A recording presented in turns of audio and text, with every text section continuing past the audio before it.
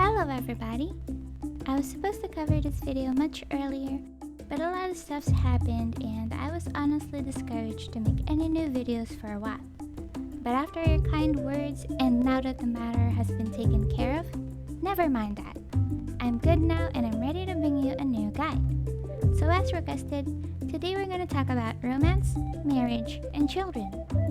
This guide is divided into 5 parts, which are NPC dating and breakups, easily accessible loved and liked gifts, union with an NPC, how to get married in multiplayer, and parenting 101. But before that, boop that like and subscribe for more indie game guides.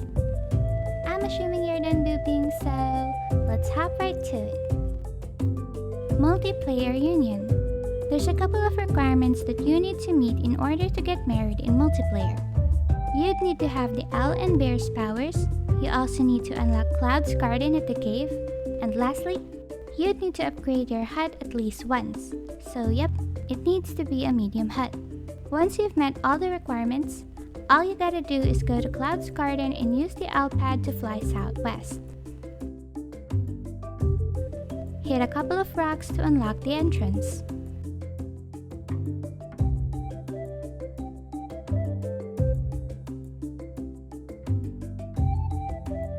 Once you're done, enter it and use a bear claw to remove this thing.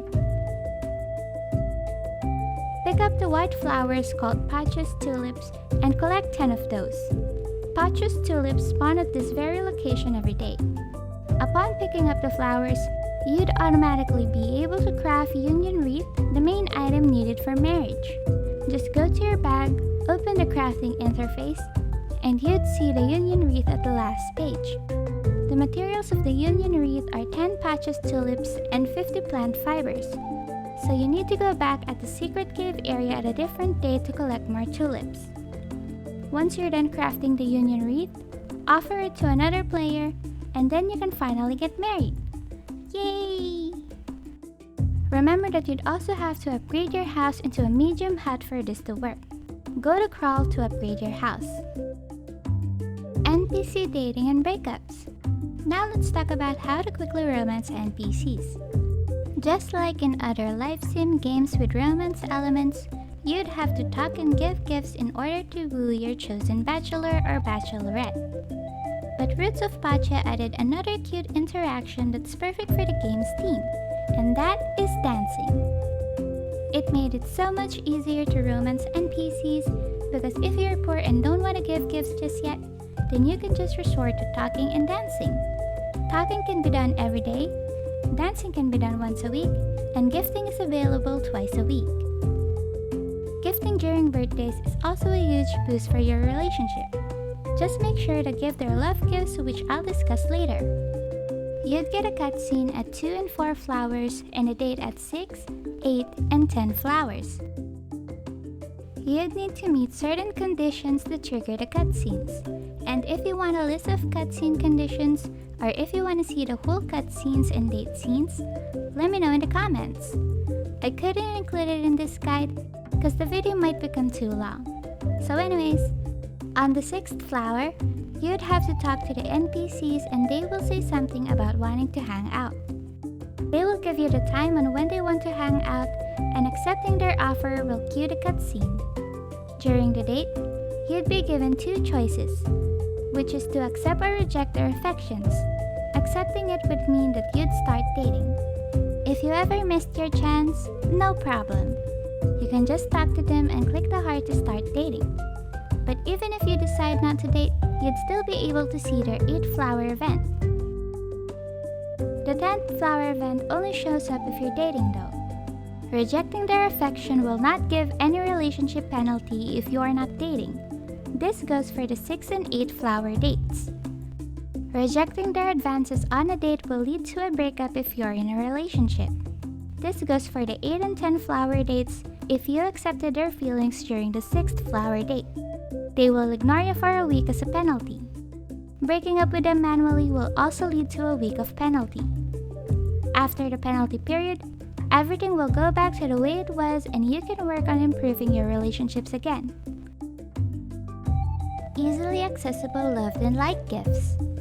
Prayer Strawberry's best romance during spring and summer, as those are tomato and porcupine seasons.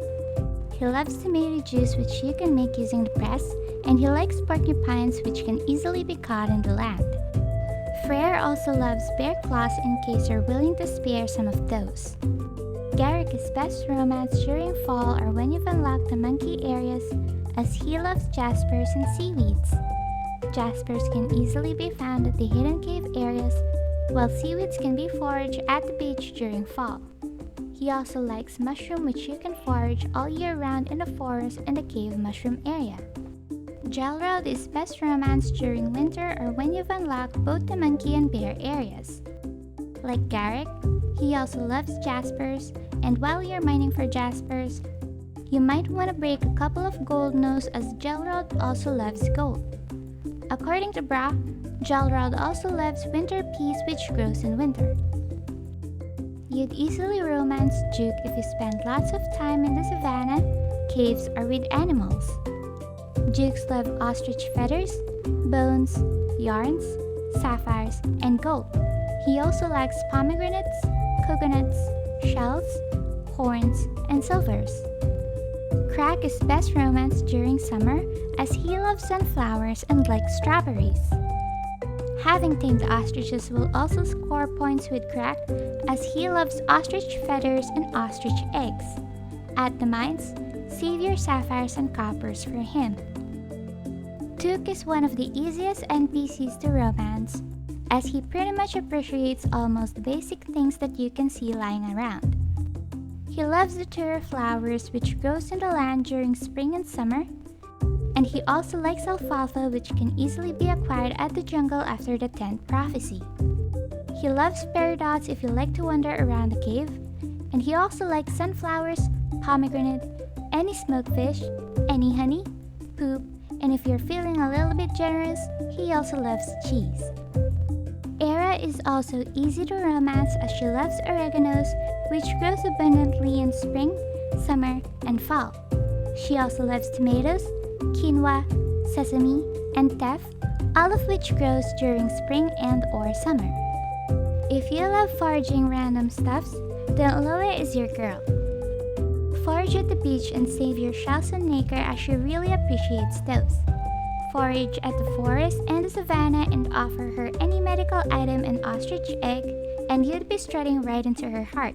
She also likes citronella, which grows all year round at the land. If you're feeling generous, plant her some sunflowers. Ebon and Aloe are close friends, which is why it makes sense that their gift preferences are very similar.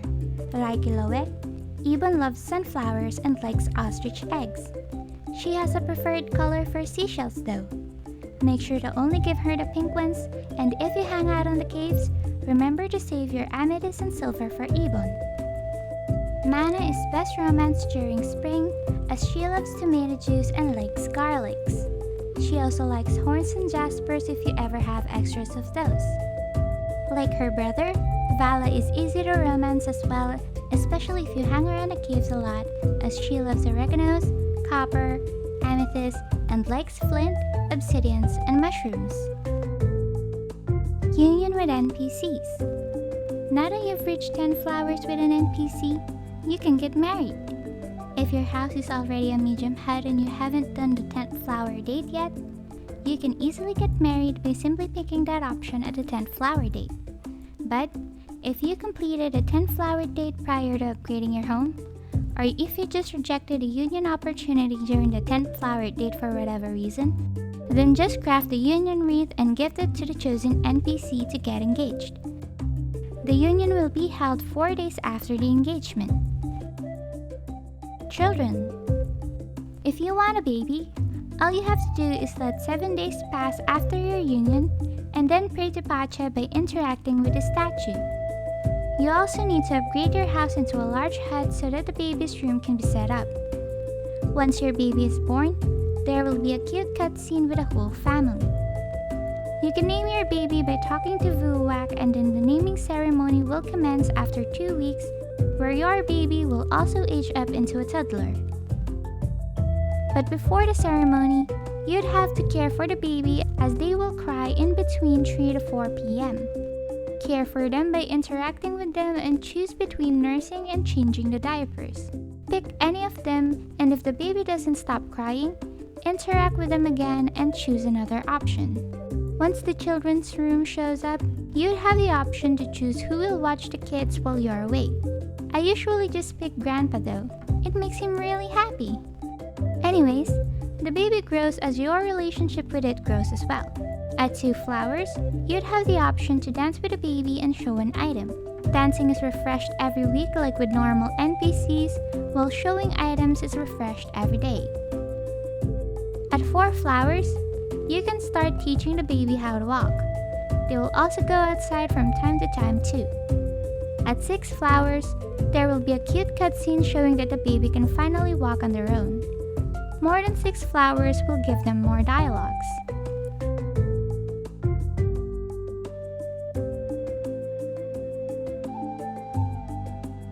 And that's it for now. As usual, if you have any guide requests, don't hesitate to let me know in the comments. Bye-bye!